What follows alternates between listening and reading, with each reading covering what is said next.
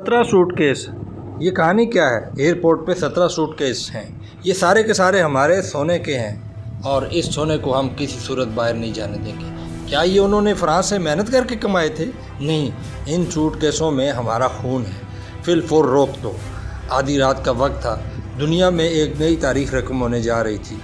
किसी के ज़हन व गुमान में भी नहीं था कि ये क्या होने जा रहा है। उस वक्त वागाटुगो यानी बर्किना फासो के लोग सो रहे थे और इब्राहिम तरावी जो है वो एक्शन में था। चंद सफाई करने वाले, कुछ डिले फ़्लाइट की वजह से बैठे हुए मुसाफिर, इनके अलावा उस वक्त एयरपोर्ट पे कोई भी नहीं था। लेकिन इब्राहिम तरावी की ख़ास सिक्योरिटी फोर्स ने एयरपोर्ट के कोने कोने पे कब्ज़ा कर लिया था। फ़्लाइट पैसेंजर के इंतज़ार में थी और ऐसी फ़्लाइट जिसने अब कभी नहीं उड़ना था। जी हाँ, इब्राहिम अपने फुल एक्शन में था और अब वो एक नई तारीख लिखने जा रहा था। एयरपोर्ट के वीआईपी लाउंज में सरगोशियाँ अरूज पर थीं। इब्राहिम ने सब कुछ वापस लेने का फ़ैसला किया था कि जो इससे पहले उसने किसी को नहीं दिया था। बर्किना फासो का नौजवान लीडर इब्राहिम तरावी, उसका इंटेलिजेंट चीफ मोहम्मद, उसका जस्टिस अमीन और एयरपोर्ट डायरेक्टर इस्माइल इस वक्त एयरपोर्ट पर थे। उनके साथ फ्रांस का सफ़ीर भी मौजूद था। हामते कामते एक बहुत महंगे सूट में मुलव्वत फ्रांस के सफ़ीर ने कहा कि सर, मिस्टर प्रेसिडेंट, हम डिप्लोमेटिक इम्यूनिटी रखते हैं, आप हमें चेक नहीं कर सकते। इब्राहिम ने फिलफौर उसकी तरफ इशारा करके कहा, खामोश। आप डिप्लोमेटिक शील्ड के पीछे ये नहीं हो सकता कि हमारा सारा स्टील और गोल्ड लेकर चले जाएं। आप हमारी सारी ताकत ले जाएं और आखिर में कहें कि हमें डिप्लोमेटिक इम्यूनिटी हासिल है। अब ये और नहीं चलेगा। डिप्लोमेटिक के लिए कुछ असूल और कवायद होते हैं। इसके दौरान इस्माइल ने फाइल निकाली और मेज़ पर रख दी। 10:25 पे मिस्टर एम्बेसडर तुम एयरपोर्ट में दाखिल हुए। उसके थोड़ी देर बाद 3 गाड़ियाँ जो हैं वो एयरपोर्ट में दाखिल हुई। 10:40 पे वो गाड़ियाँ सीधी प्लेन के पास चली जाती हैं और 10:44 पे आप कहते हैं हमें क्लियरेंस दो और 10:45 पे आप जहाज़ को कहते हैं कि आप टेक ऑफ करो। ये कैसा डिप्लोमेटिक है? क्या वियना कन्वेंशन में ये भी है? उसमें ये लिखा हुआ है कि कोई भी डिप्लोमेटिक, कोई भी शख्स किसी मुल्क में इलीगली काम नहीं कर सकता। तो ये तो सूट केस है ना। अभी हमने इस गाड़ियों में से 17 सूट केस बरामद किए हैं, उन्हें खोला जाए।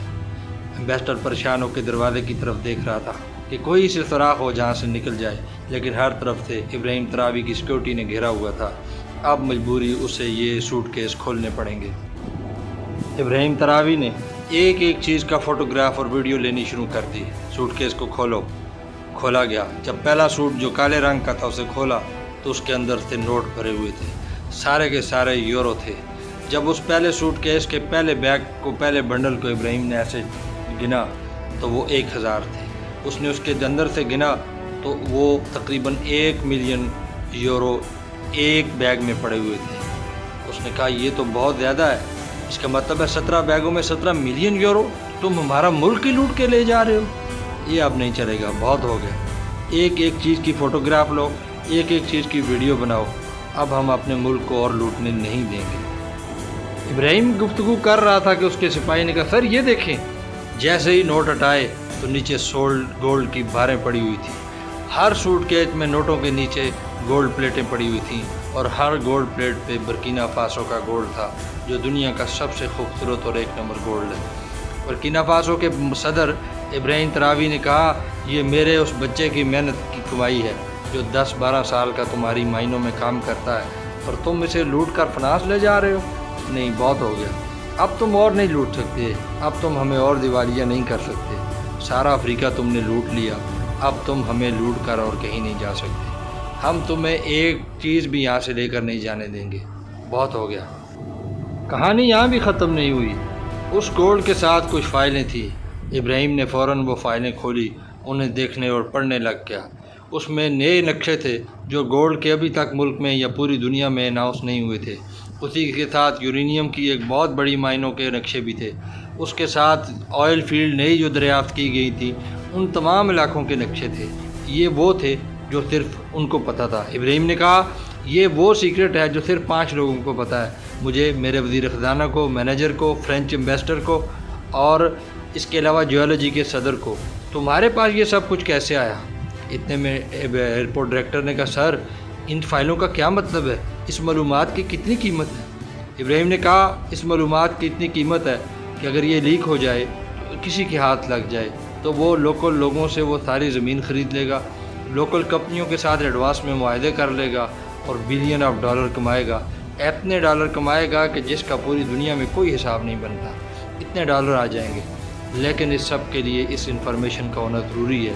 اس کے پاس یہ انفارمیشن کہاں سے آئی، کس کے لیے یہ لے کے جا رہا تھا، کہاں تھا؟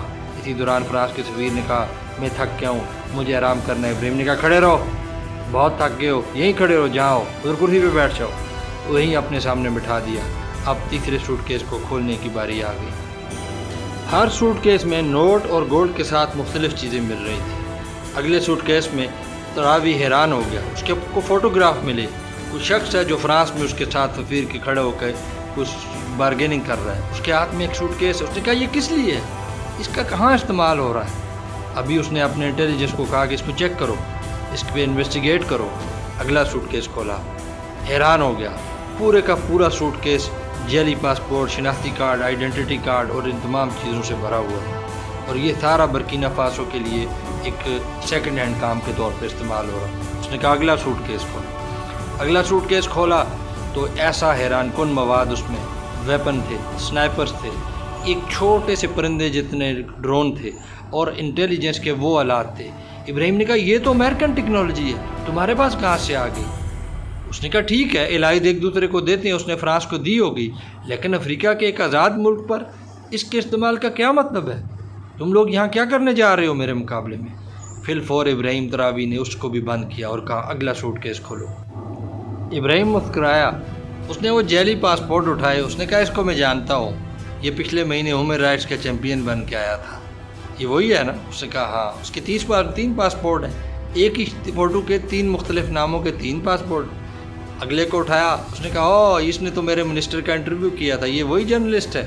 ہاں، یہ بھی تمہارا انڈر کور ایجنٹ ہے؟ اس نے کہا جی سر۔ اچھا، اس کی بھی وہی آئیڈینٹی؟ سب کی فیک آئیڈینٹی بنی ہوئی تھی، 3 ڈیفرنٹ پاسپورٹ، لائسنس اور ہر چیز موجود تھی۔ ابراہیم نے ایک لمبی سانس لی، کھڑکی کی طرف گیا، سامنے وہ جہاز کھڑا تھا جو جانے کے لیے تیار تھا۔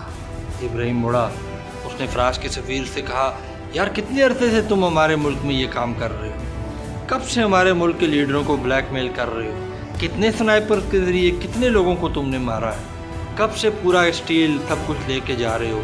کیا کیا کنٹرول کر رہے ہو؟ اور ہاں، اس سب کھانے کے لیے یہ تو کرنا پڑتا ہے، اور یہ تم نے کیا، اسی وجہ سے تو آج دن تک کوئی بولا نہیں۔ کب سے یہ کر رہے ہو؟ اور فرانس کا سفیر بالکل خاموش کھڑا تھا۔ 8ویں سوٹ کیس میں صرف پیسے نہیں تھے بلکہ مختلف کرنسیاں تھیں۔ اس میں پاؤنڈ بھی تھے، یورو بھی تھے، ڈالرز بھی تھے، یہاں تک کہ چائنیز ین بھی پڑے ہوئے تھے۔ یہ کس لیے مختلف کرنسیاں استعمال کرتے ہو، یا جو ملتا ہے لوٹ کے چلے جاتے؟ اسی دوران اس نے دیکھا ایک اور سوٹ کیس تھا، نواں۔ جب نواں سوٹ کیس کھولا تو اس میں ہر شخص کا گفٹ لکھا ہوا تھا۔ یہ governor state bank of Burkina Faso کے بچوں کے لیے تحفے تھے، یہ اس کی وائف کے لیے بھی تحفے تھے، یہ اس کے 2 وزیروں کے لیے ان کے نام کے ساتھ تحفے لگے ہوئے تھے، مہنگی گھڑیاں، مہنگی ٹائز، مہنگے سوٹس، اور اس کے ساتھ گولڈ پلیٹیں اور مختلف چیزیں۔ یہ برکینا فاسو کے وزیروں کے لیے تھیں، اس کے ساتھ گورنرز کے لیے بھی تھیں، اور یہ سلسلہ چل رہا تھا۔ لیکن کب تک؟ برکینا فاسو اسی طرح تباہ و برباد ہو رہا تھا۔ اب ابراہیم نے 10ویں سوٹ کیس کو کھولنے کا کہا۔ اس کے جرنیلوں کی بھی اس وقت گفٹ اسکیم چل رہی تھی، 3 جرنیلوں کے لیے، اس کے بچوں کے لیے، پورے فرانس نے گفٹ بھیجے ہوئے تھے۔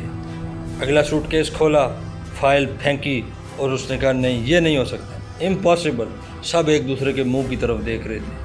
سامنے ابراہیم تراوی کی تصویریں، اس کے بیٹھنا اٹھنا، یہاں تک کہ منڈے کو جو لاسٹ اس نے اپنا